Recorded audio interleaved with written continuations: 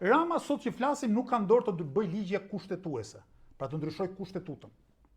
Prandaj, unë besoj që ati i leverdis koncepti i qeverisë teknike, në qoftë se gjen ujdin me Berishën për të zhbërë reformën drejtësi.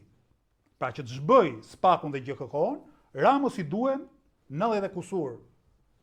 94 ka 2/3 e parlamentit? Ato nuk i ka për momentin. Nuk i ka. Që t'i ketë, i duhet Sali Berisha. Dhe që sigurisht, që ta arri këtë objektiv, do duhet t'i lëshoj diçka Sali Berisha, se të thuash, hajtë ndryshojmë në kushtetutën, pa të dhënë diçka mbrapsht. Dhe mundet, shumë e mundshme që të ndodhë, në rast se ashpërsohen reagimi qytetarëve, të ndodhë ajo që ndodhi në 2017. Në momenti komedisë është 2017.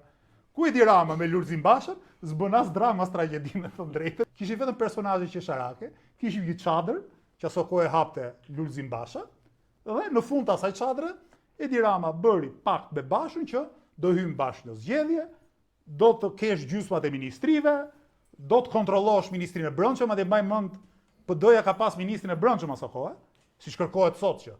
Po ja hoqëm Ramës ministrin e brendshëm do bëhet nani.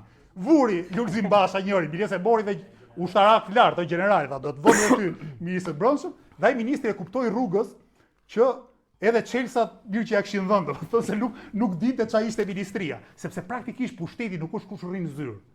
Pushteti është kush ka fuqinë për të marrë vendime.